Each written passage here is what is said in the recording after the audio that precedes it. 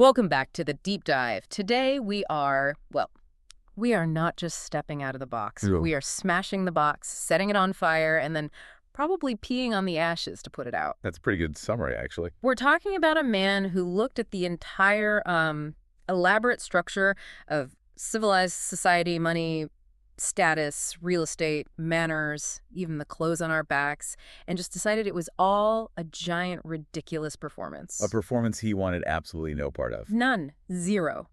It's really the ultimate case study in what happens when you take a philosophical idea and you push it to its absolute logical and, frankly, somewhat terrifying extreme. It is. Yeah. We usually think of philosophy as something, soft. Something that happens in a quiet classroom with a chalkboard or in a library. Right, with the smell of old paper. Exactly. But for the subject of today's deep dive, philosophy was a full contact sport. It was played out on the dirt, in the street, with, high stakes and absolutely zero safety net. That's it, exactly. And to get us into the right headspace, I want you to erase the image of a university professor from your mind. Mm-hmm. I want you to picture this instead. You are walking through the bustling marketplace, the agora of ancient Athens. It's the center of the intellectual universe. The heart of everything. You have politicians debating, merchants selling olives, the Parthenon is gleaming up on the hill, and there, right in the middle of all the foot traffic, is this massive ceramic jar lying on its side. And inside this jar lives an old man. And he's not just sitting there quietly, is he? No, not at all. In the winter, you might see him hugging frozen statues of the gods just to toughen himself up against the cold. Wow. In the summer, he's rolling around in scorching hot sand. He owns nothing. I mean, nothing but a dirty cloak, a wooden staff, and maybe a little leather pouch for food. And he is barking at people. Literally barking. Literally barking like a dog. And yet, and this is the crucial part, this isn't just some random person suffering from a mental health crisis who's been abandoned by society. This is Diogenes of Sinope. The man himself. He's one of the founders of the school of Cynicism. And despite living in the street, he went, toe-to-toe with Plato. He insulted Alexander the Great to his face and lives to tell the tale. He really did. Diogenes is one of those figures where the legend is so loud, it almost drowns out the actual human being. When I first heard about him, the cartoon image in my head was just the guy in the barrel. That's the classic trope. But looking at the source material you brought today, we need to make a correction right out of the gate.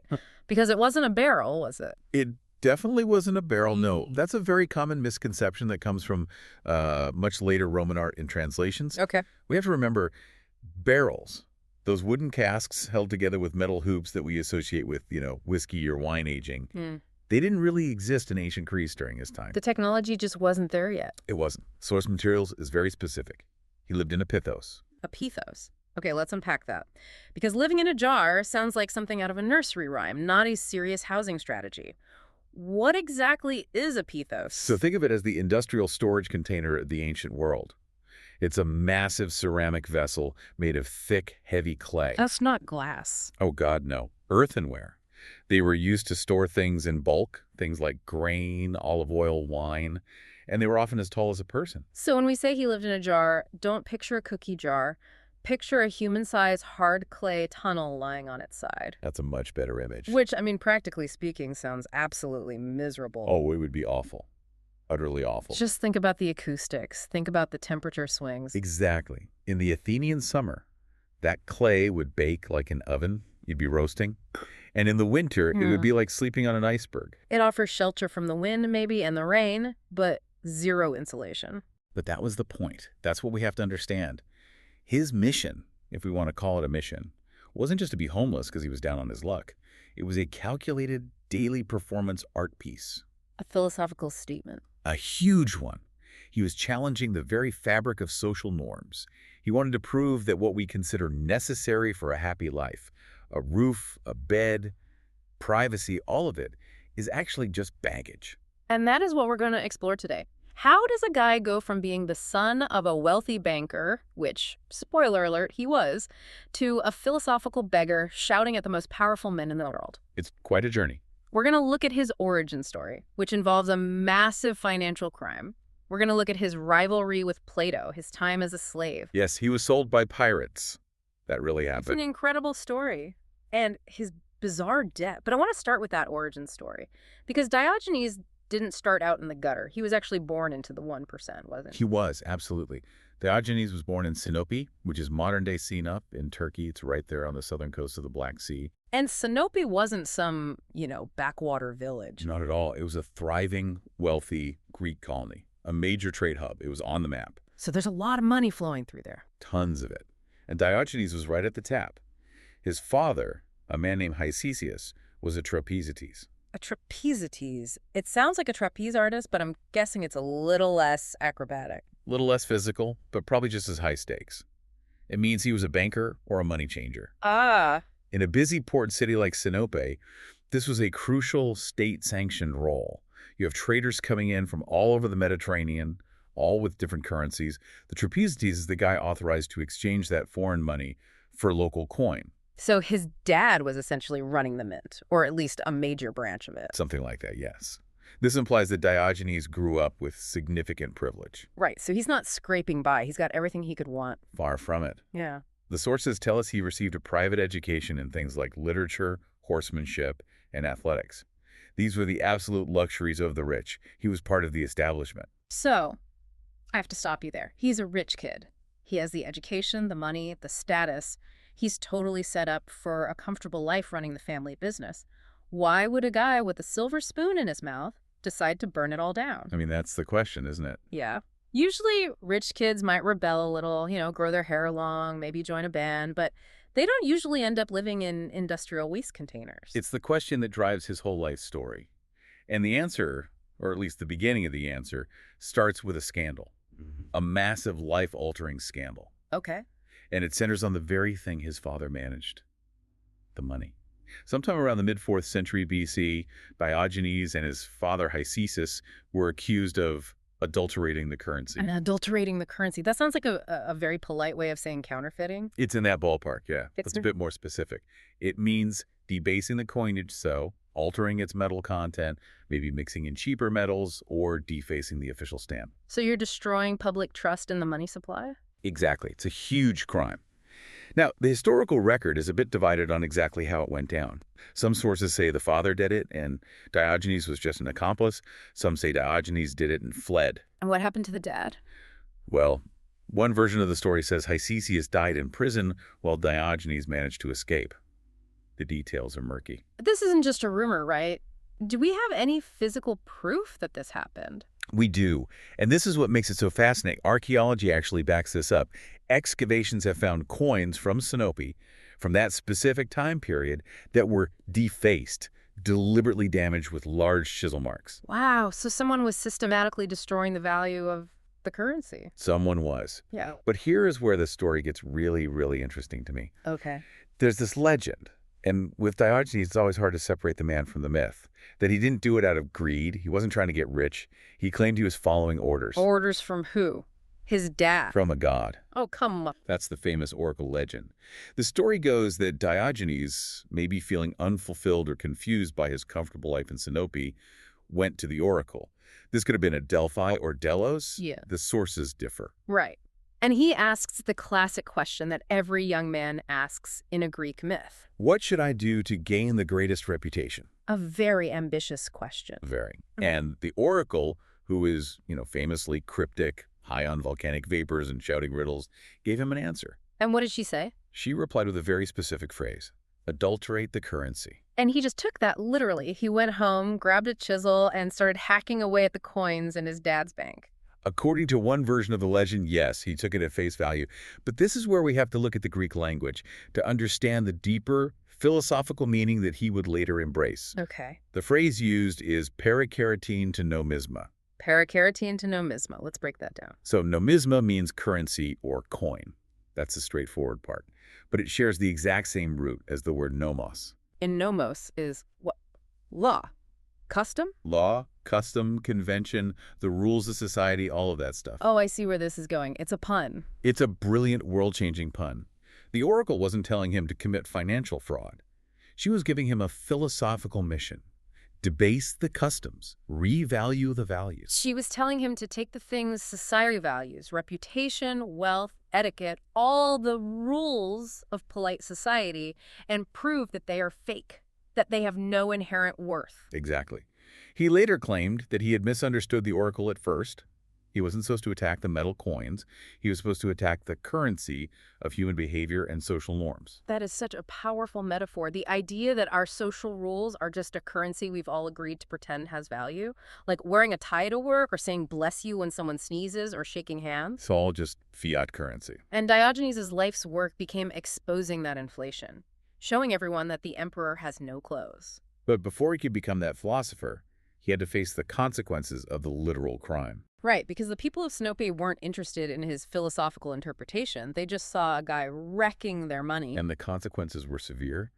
Catastrophic, really. He was exiled. He lost his citizenship. We have to stop and really think about what that meant in ancient Greece. It wasn't just like moving to a new town and getting a new apartment. No. Oh, no.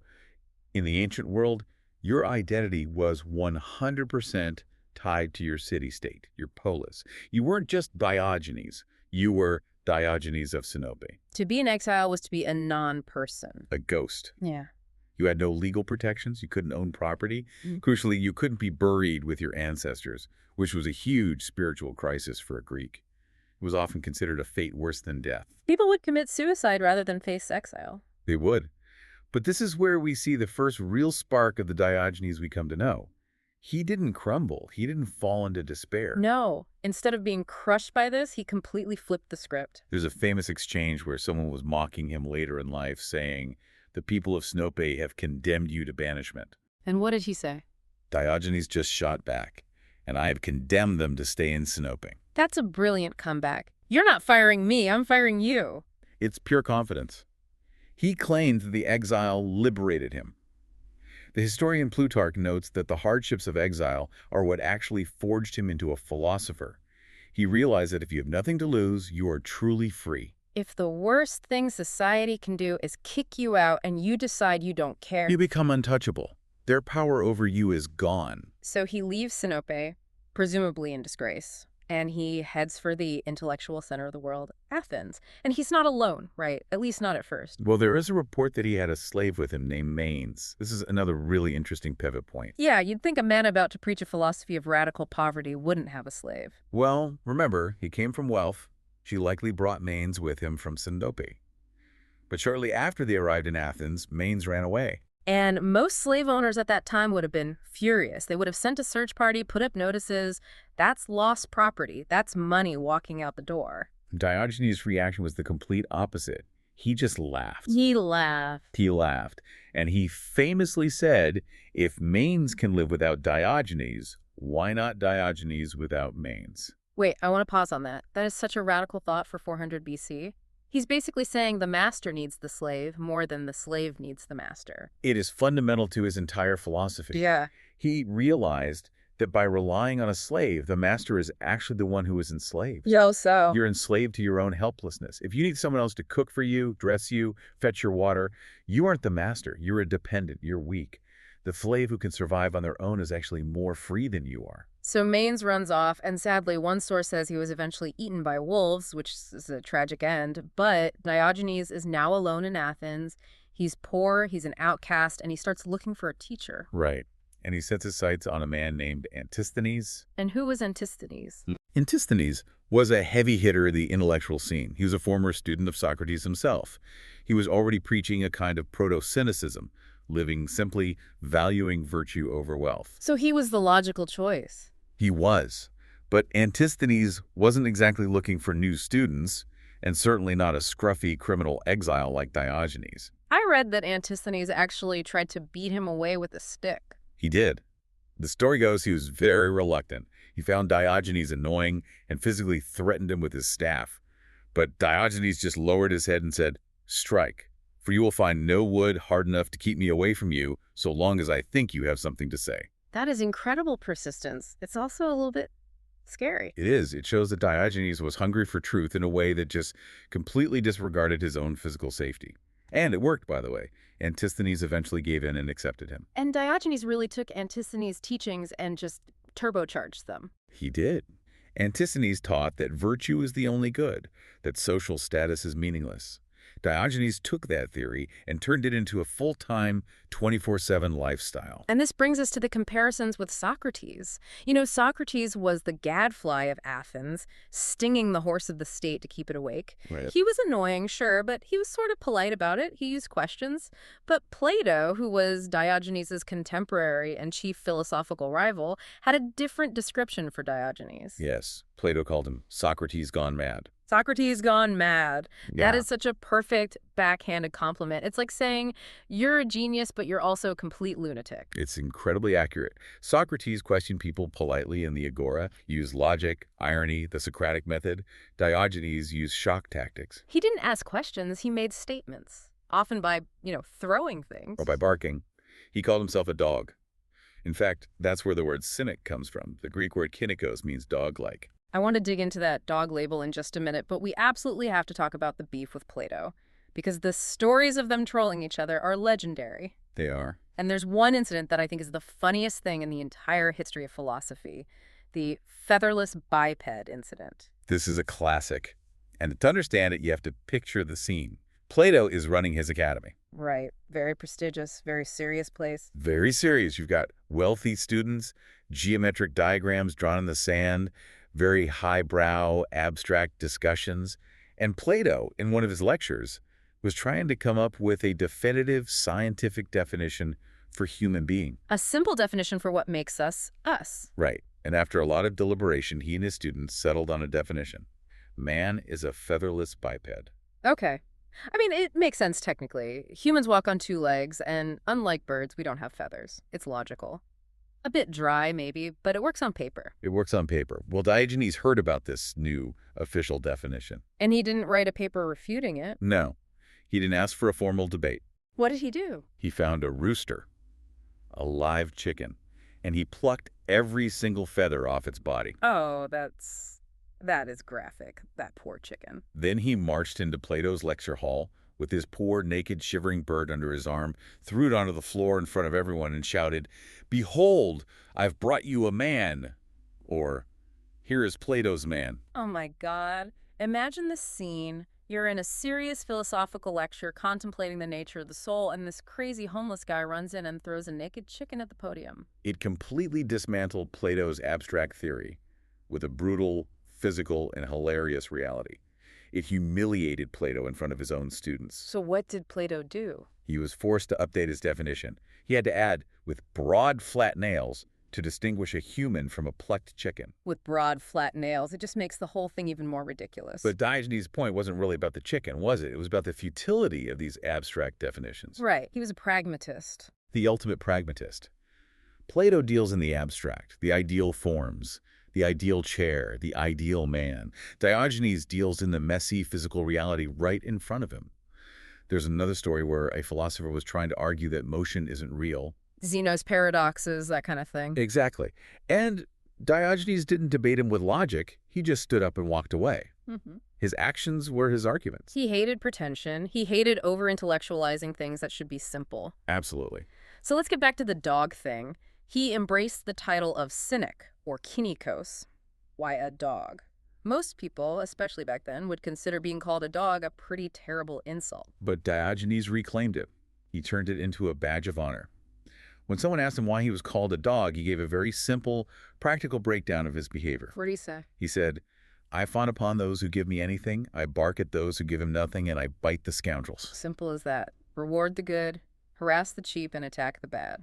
It's a pretty clear moral code. It is. But there's a deeper symbolism there, too. Think about how a dog lives. A dog lives entirely in the present moment. True. They eat when they're hungry, they sleep when they're tired, Yeah. and they do their business wherever they happen to be. Yeah. They have no shame, they have no social anxiety. They're not worried about whether they're wearing the right toga or if their 401k is performing well. Exactly. Diogenes saw that as the ideal natural state, free from all the artificial worries that plague humanity. And this leads directly to his extreme asceticism. We mentioned the jar, but there's the story of the cup. This one really stuck with me because it shows just how high his standards for minimalism were. It wasn't enough to be poor, he had to be efficient. It really does show his commitment. So at this point in his life, he possessed almost nothing. A cloak to wear and sleep in, a staff for walking and self-defense, and a single wooden cup for drinking water. Which is already pretty minimal. Very. But one day, he was walking through the city and he saw a young boy at a public fountain. The boy didn't have a cup. He just cupped his hands together to drink the water. And most of us would think, oh, that poor kid, he can't even afford a cup. Diogenes had the opposite reaction. He thought, I am a fool. He realized this child had outsmarted him in simplicity. So what did he do? He immediately threw his own wooden cup away, saying something like, a child has beat me in plainness of living. He realized nature had already given him a perfectly good cup, his hands. Yeah. Why was he carrying around this extra piece of wood? It was just baggage. He threw away his only dining utensil because he had hands. That is hardcore. It's like a modern minimalist throwing away their bed because the floor exists. Yeah. He did the same thing with a bowl. He saw another boy who was eating lentils out of a hollowed-out piece of stale bread. An edible bowl. Right. And Diogenes realized his own bowl was unnecessary, and he smashed it. There's also the story about the mouse, which seems to be a real turning point for him. Yes. This is often cited as a moment of epiphany. He was observing a mouse running around, in the pantry, in the street, wherever.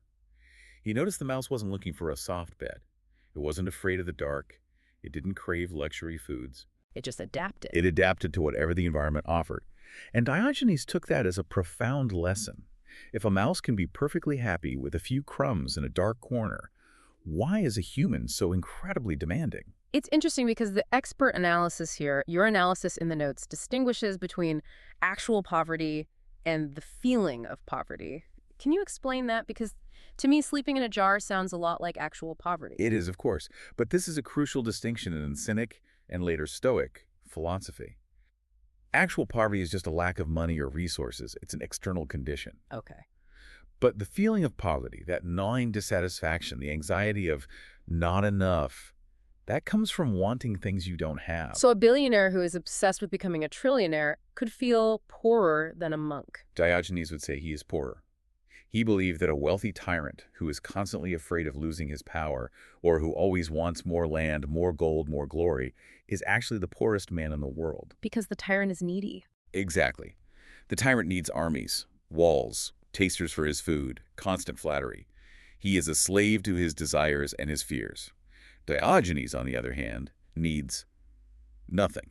Maybe a little water from the fountain, maybe a crust of bread somebody gives him. The man who needs nothing is the equal of the gods. That's the core idea. That brings us to the behavior that got him in the most trouble. Yeah. The shamelessness. And when we say shameless, we mean he did everything in public. He did everything in public. We're talking about eating, which in ancient Athens was actually considered rude to do in the marketplace, right? It was Yeah. seen as low class. It was, yes. Like eating on a crowded subway today, but with more social stigma. Yeah. But he went much, much further than that. He slept there, obviously, and he performed other bodily functions. We're talking about urinating and self-pleasure. He would urinate on people who insulted him, Yeah. and he would masturbate in the marketplace, in full view of everyone. Okay, I have to play the skeptic here. Why? Was he just trying to be gross? Was he just an exhibitionist? Because that sounds less like philosophy and more like, a public indecency charge. It wasn't just to be gross, though I'm absolutely sure he enjoyed the shock value. Oh, I bet he did. It was a philosophical argument made through action. Diogenes argued that if an act is natural, it shouldn't be shameful to do it in public. We don't hide in a private room when we eat an apple. Hunger is natural. Right. Sexual desire is also natural. So why do we hide one act in shame and not the other? He was challenging the completely artificial line that society draws between public and private. He had a pretty funny quote about it, didn't he? He did. After being chastised for it by some horrified pedestrians, he apparently rubbed his stomach and said, "I wish it were as easy to banish hunger by rubbing my belly." God, that's so blunt and so brilliant. To him, sexual release was just another physical itch, like a mosquito bite or a hunger pang. If you could satisfy hunger by rubbing your stomach, of course you would. He saw no moral difference. He refused to assign any magic or taboo to biology. And there's the spitting incident. This one makes me cringe just reading about it, but it's so effective. This is peak Diogenes. He was invited into a wealthy man's house. This man was very proud of his home.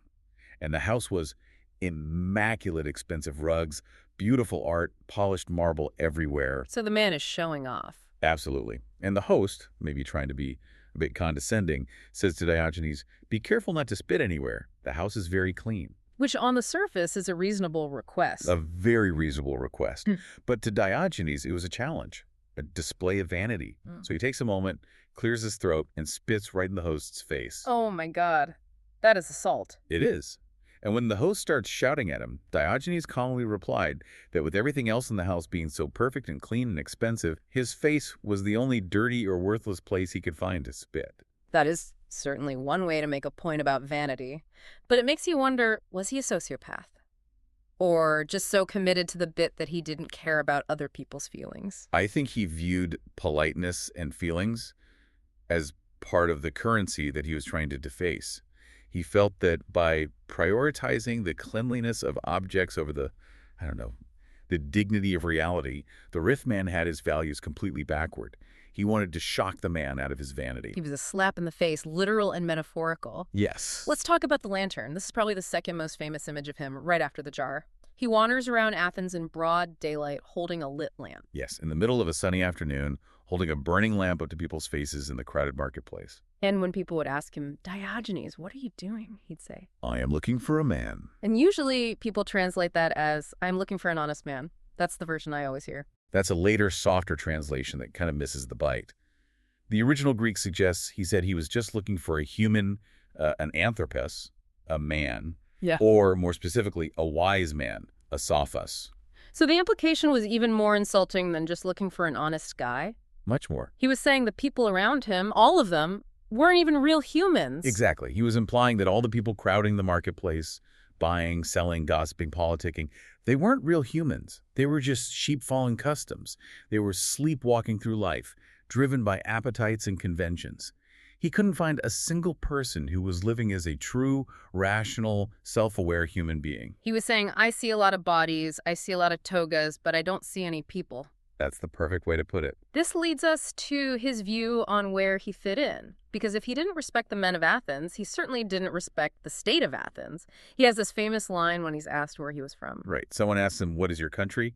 And he replied, I'm a cosmopolites. A cosmopolitan. It's the first recorded use of that word. He likely invented it. He did. But we have to be really careful not to project our modern meaning onto it. Right. Today, a cosmopolitan is someone who, drinks fancy cocktails, travels to Paris and Tokyo, reads The New Yorker. Or, in a more political sense, someone who believes in a global community, like the UN Universal Brotherhood. We are the world, that sort of thing. Diogenes didn't necessarily mean we are all brothers in that kind of kumbaya sense. We have to remember the context. In 400 BC, the city of the polis was everything. It was your religion, your military, your family, your safety net. To say, I am not an Athenian, was practically treasonous. It was like saying, I don't have a country. He was saying more than that. He meant that the city-state itself is a fake construct, an artificial label. Being Athenian or Corinthian or Spartan is meaningless. He belongs to the cosmos, the universe. He lives by the laws of nature, not the arbitrary laws of some city council. So it was a total rejection of politics. A total rejection of the state. He viewed social norms, or nomos, as being in direct opposition to nature. And we know he wrote a book about this called The Republic, or Politia. Which is lost now, sadly. It's lost, but we have reports from other writers about what was in it. Yeah. And it was incredibly radical. How radical? I mean, Plato also wrote a Republic, and that was pretty strict with the philosopher kings and all that. Diogenes' Republic was the anti-Plato.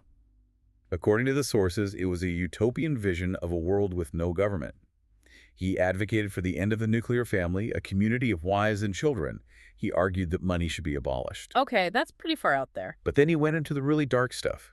He reportedly argued that things like cannibalism and even incest weren't evil in a natural sense. Whoa, wait, cannibalism? His logic, and it's a cold, hard, and disturbing logic, was that in nature, animals eat other animals.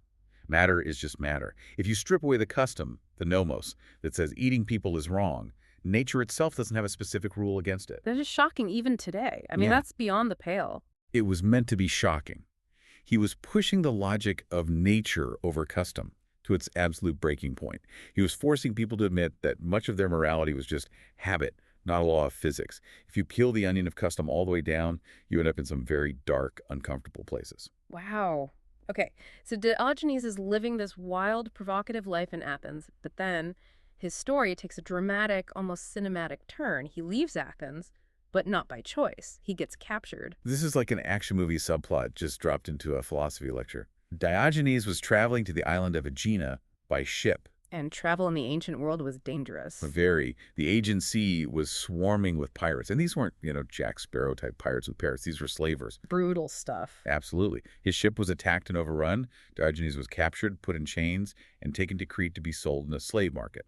The irony is suffocating. The man who mocked slavery, the man who said, "I am the only free man," is now literally standing on an auction block. But listen to how he handles it. Most people would be weeping, begging for mercy, trying to look useful. The auctioneer asks him the standard question, "What are you skilled at? What can you do?" Expecting him to say farming or cooking or accounting. And Diogenes, in chains, looks the auctioneer right in the eye and replies, "I know how to govern men." He says his skill is being a boss while he's for sale. Yes. And then he points into the crowd. He sees a wealthy, well-dressed Corinthian man named Xeniades, and he shouts to the auctioneer, "Sell me to that man. He needs a master." That is the ultimate sales pitch. Buy me because you are incompetent and need someone to run your life. It's insane. And it worked. Xeniades was so intrigued, so blown away by the sheer audacity of this dirty old man, that he actually bought him. You have to admire Xeniades, too. He saw something there. He did. He took him back to Corinth, and instead of treating him like a field hand or a servant, he put Diogenes in charge of his entire household and, most importantly, his children. So the homeless philosopher becomes a live-in private tutor. Yes, and by all accounts, he was an excellent teacher. But he taught them the Cynic way. He taught Xeniades' sons how to ride horses, to shoot arrows, and to memorize long passages of poetry. But he also made them walk barefoot. He made them wear a single simple cloak. He made them drink only water and cut their own hair short. He turned these rich Corinthian kids into little philosophical monks. He did.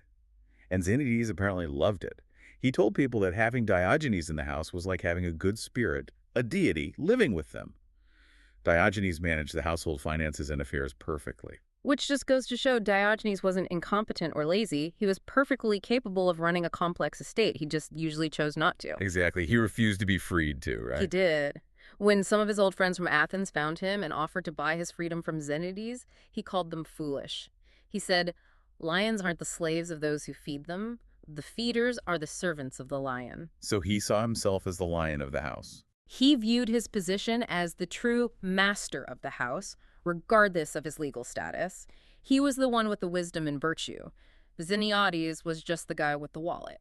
This brings us to Corinth, where Diogenes is living later in his life. And this is the setting for the most famous, most iconic anecdote in his entire biography, the meeting with the most powerful man on earth at the time, Alexander the Great. This is the heavyweight championship of the ancient world. It's the collision of two completely opposite worlds. You have to visualize it. It's around 336 BC. Alexander has just pacified Greece. He is young, maybe 20 years old. He's on top of the world. He's handsome, probably wearing golden armor, surrounded by bodyguards and fawning sycophants. He is effectively the king of the world. And everyone wants a piece of him. All the other philosophers, the politicians, the generals, they're all flocking to Corinth to congratulate him and get on his good side. Everyone except Diogenes. He doesn't go to the court. He stays in the Cranion, which was a cypress grove outside the city. He's just lying in the sun, maybe scratching himself. He couldn't care less that the king is in town. So, Alexander, being curious and having heard the wild stories about this philosopher, goes to find him. The king goes to the beggar. Imagine the tension. The entire royal entourage walks up to this old man in rags. The shadow of the king falls over Diogenes. Alexander stands over him and, trying to be magnanimous, he makes an offer. He asks, "Is there anything you want? Ask me for anything." Anything at all. Think about what that offer means. He could have asked for a palace. He could have asked for a citizenship back. He could have asked for a mountain of gold. He could have asked for his enemies to be executed. Anything. And Diogenes doesn't even sit up. He doesn't stand. He just squints up at the most powerful man in the world and waves his hand dismissively, and he says, "Yes, stand a little out of my son." Stand a little out of my son. That is the ultimate power move. It is absolutely devastating. In one sentence, he reduced Alexander the Great to nothing more than an opaque object blocking the light.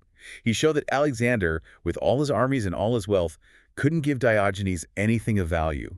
The only thing Diogenes wanted at that moment was sunlight, which is free and natural, and Alexander was ruining it. Alexander's soldiers must have lost their minds. They probably wanted to cut him down right there for the disrespect. Oh yeah, they started laughing and mocking the old man. Look at this fool disrespecting the king. But Alexander, He was smart. He silenced them. He understood what had just happened. As they were walking away, he reportedly said to his men, "But truly, if I were not Alexander, I would be Diogenes." That is a profound admission. It gives me chills every time I hear it. What did he mean by that? It suggests that Alexander recognized there are really only two ways to be truly free and powerful in this world. One is to conquer the entire world so that no one can command you. That's Alexander's way. And the other? The other is to want nothing from the world so that no one can command you. That's Diogenes' way. They were two sides of the same coin of autarky, total self-sufficiency. Alexander was a slave to his ambition. Diogenes was free because he had none. Wow. The conqueror of the world was actually jealous of the beggar. In a way, yes. He respected that freedom. So Diogenes eventually reaches the end of his life in Corinth. And true to form, his death is surrounded by a cloud of bizarre stories and legends. When did he die? Scholars think it was around 323 or 324 BC. He would have been quite old, maybe around 90. And the legend, of course, says he died on the exact same day as Alexander the Great, who died in Babylon.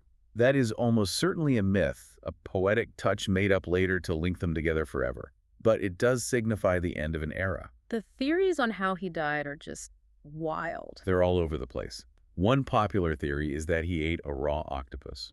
Why on earth would he eat a raw octopus? To prove that cooking was an unnecessary and artificial custom, he wanted to eat like an animal, but the octopus was raw and either choked on it or died of severe food poisoning or cholera. Death by raw octopus. That's very on brand for him. It is.